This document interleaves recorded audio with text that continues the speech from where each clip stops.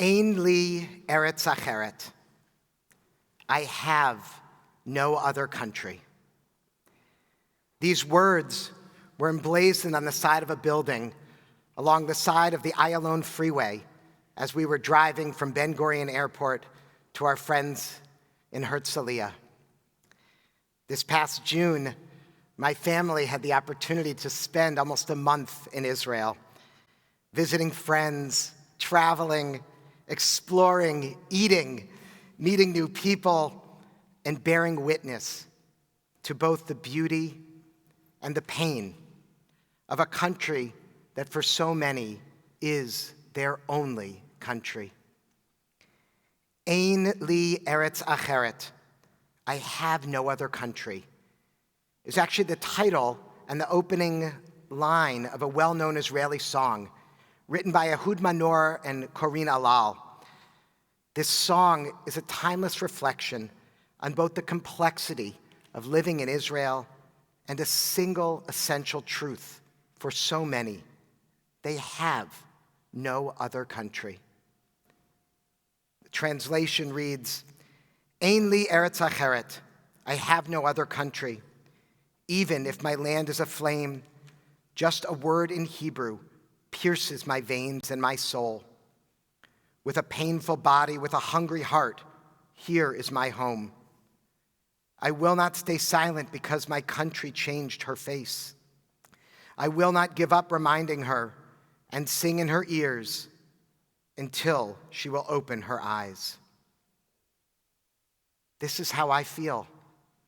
Ein li Eretz Acheret. I have no other country. While I do have the privilege of American citizenship, Israel holds a special place in my heart, like so many of you. And because of that, I will not stay silent when my country changes her face. To quote the song, I will not give up reminding her and sing in her ear until she opens her eyes. And here's how Israel is changing her face. For the past 9 months, every week, hundreds of thousands of Israelis have taken to the streets in pro-democracy protests, marching, carrying signs, and singing songs of dissent like Ein li Eretz Acheret.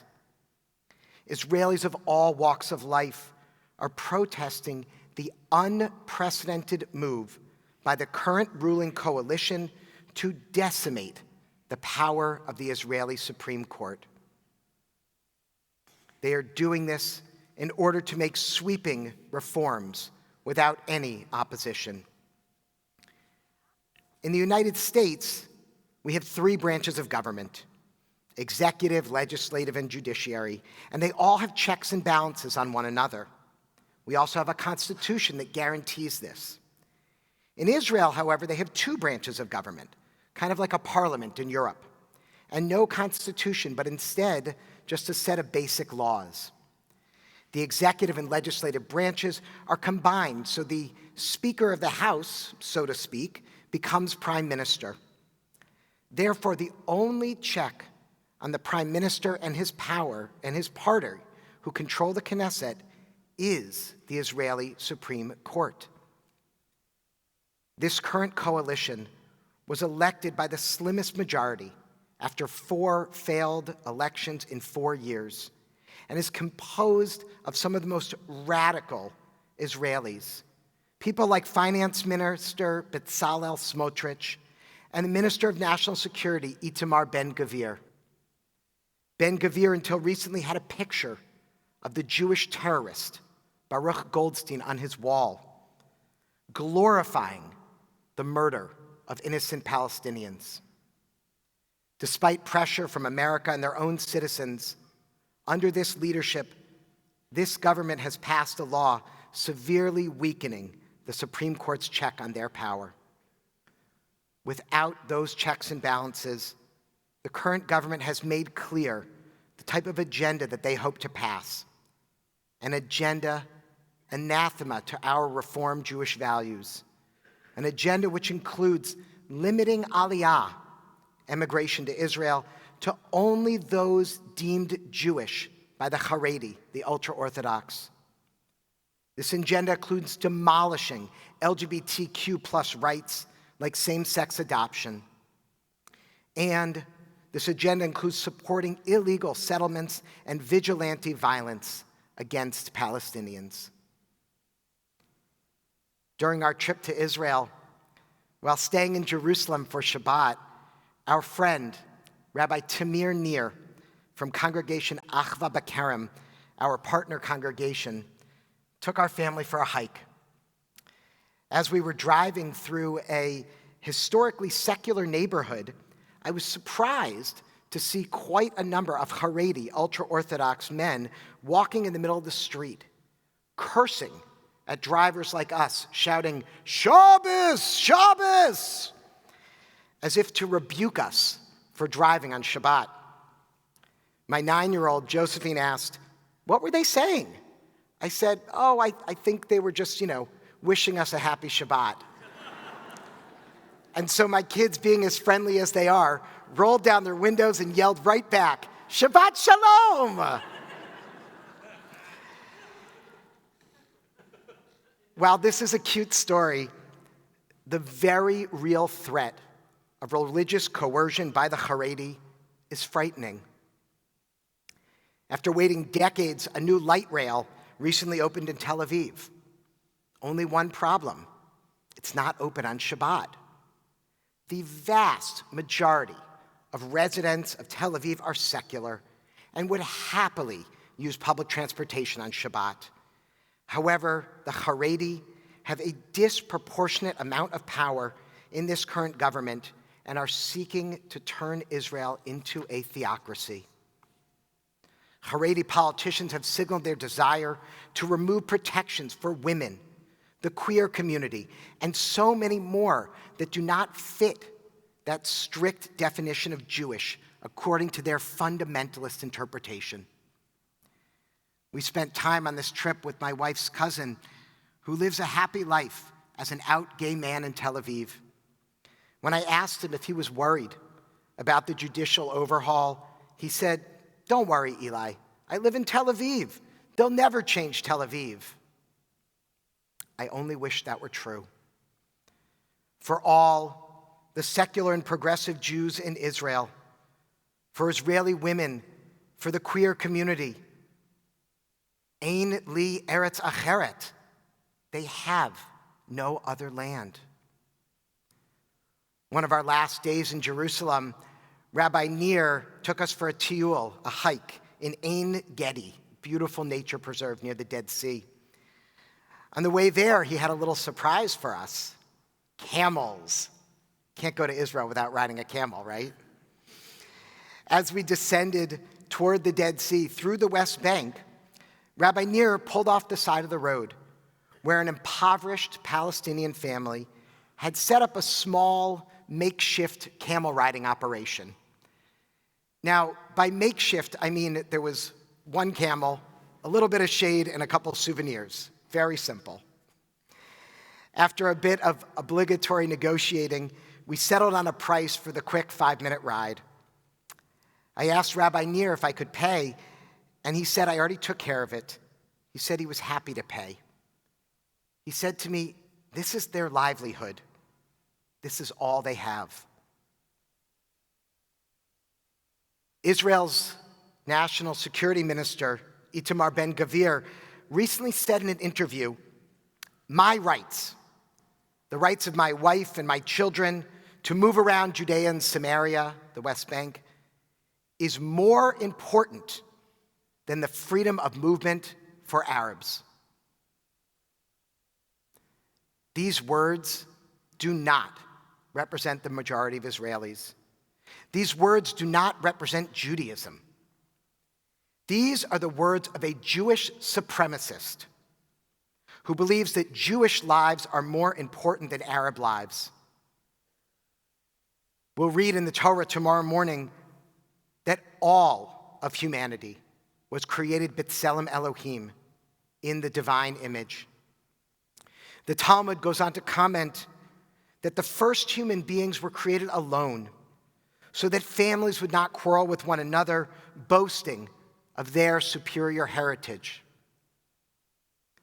Our Jewish tradition is clear. This Palestinian family of camel entrepreneurs deserves the same dignity as anyone else. I would imagine that they would much rather have stable jobs working in Israel's amazing, thriving tech sector or in their healthcare industry.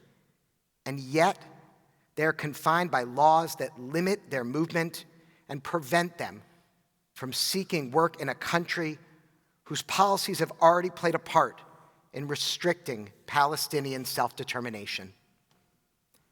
Now, I am not naive. I want to be clear that this family has also been failed by the Palestinian leadership. And the security concerns in Israel are very real, and we do not take them lightly. However, we cannot use this as an excuse to continue the status quo and to allow extremists to further punish the Palestinian people. For those camel owners and all Palestinians, Ein li Eretz Acheret, they have no other land. At the new Anu Museum in Tel Aviv, we went to the gift shop. Anyone who's traveled with kids knows there's always a stop at the gift shop, whether you want to or not. At the gift shop, my 5-year-old found a music box. She cranked the little handle, and a tiny melody came out. Lie, lie, lie, lie, lie, lie, lie, lie, lie, lie, lie. Nora asked me, "What's that melody?" Hatikva, I said. It means hope. In addition to seeing the pain that so many Israelis are facing in seeing their country change her face, we saw so much hope on this trip. One of the simchas, one of the joyous moments that brought us to Israel was our friend's daughter, Mayan, her bat mitzvah ceremony, which took place on the Israeli campus of Hebrew Union College, our Reformed seminary, and a pillar of progressive Judaism in Jerusalem.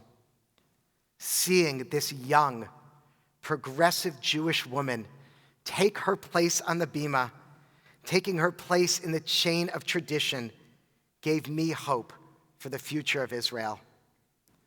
The service was led by Rabbi Stacy Blank. Rabbi Blank is a leader in the Israeli Reform movement, working for justice on behalf of all people in Israel. When asked what she wants the American Jewish community to know about the current situation, Rabbi Blank responded, quote, "Do not despair. Continue to educate yourself and your communities. Be leaders in dialogue. Delve into the truism that Kol Yisrael Aravim Zeh Lezeh, all of Israel is responsible for one another. Talk about the dangers of sinat chinam, baseless hatred. And remember how important every single person is to the success of Israel, both those of us who live here, meaning in Israel, and those who live elsewhere." Rabbi Blank ended her message with words from Hatikva.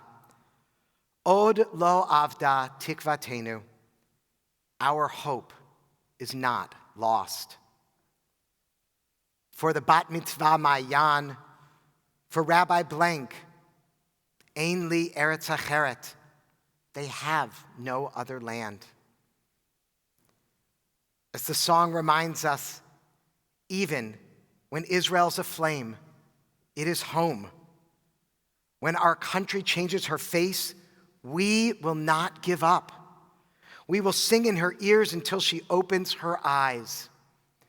We will engage more than ever. We are traveling to Israel as a congregation in May. Our Israel Connectors group is bringing amazing speakers this year, like Yotam Politzer, CEO of IsraAid, and Sigal Kanatovsky, who was born in a small Ethiopian village before walking 3 months to make Aliyah at the age of 5, and she now runs the Jewish agency in our region. We are continuing our dynamic relationship with Achva B'Kerem, our partner congregation, and there's an opportunity for all of us to help them build a new prayer space in their community garden. We are doubling down on our support of ARTSA, the Association of Reform Zionists of America, the Israel arm of our reform movement. We are supporting the organizations and individuals in Israel that represent our values. Because when Israel changes her face, we don't give up. We will sing in her ears until she opens her eyes. Because for hundreds of thousands of pro-democracy protesters, they have no other land. Ein li Eretz Acheret. For tens of thousands of Ukrainian refugees fleeing Russian persecution and coming to Israel as asylum seekers, they have no other land. Ein li Eretz Acheret. For my wife's grandparents, Savta Dina, who escaped Polish pogroms as a child, and Saba Joe, who found refuge in Israel from Nazi persecution. Ein li Eretz Acheret. For Rabbi Tamir Nir, for Rabbi Stacy Blank, and for all the Reform communities in Israel, Ein li Eretz Acheret.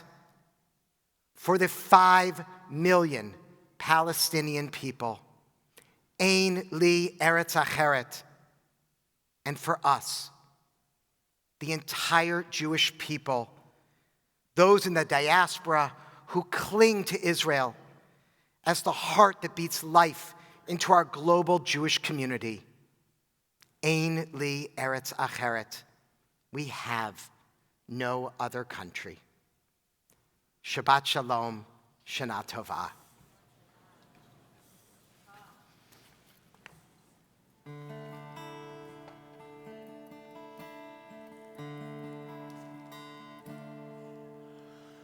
אין לי ארץ אחרת, גם אם אדמתי בוערת, רק מילה בעברית חודרת אל עורקיי, אל נשמתי, בגוף כואב, בלב רעב, כאן הוא ביתי. לא אשתוק כי ארצי שינתה את פניה, לא אוותר, לא אזכיר לה, ואשיר כאן באוזניה, עד שתפתח את עיניה.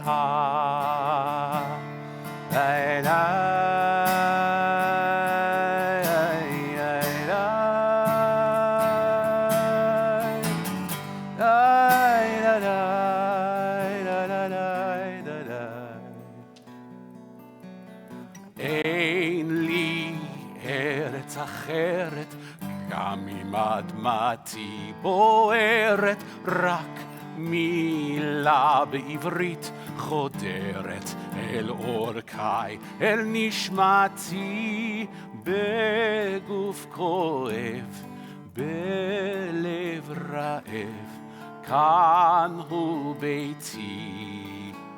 לא אשתוק כי ארצי שינתה את פניה, לא אוותר, לא אזכיר לה, ואשיר כאן באוזניה, עד שתפתח את עיניה.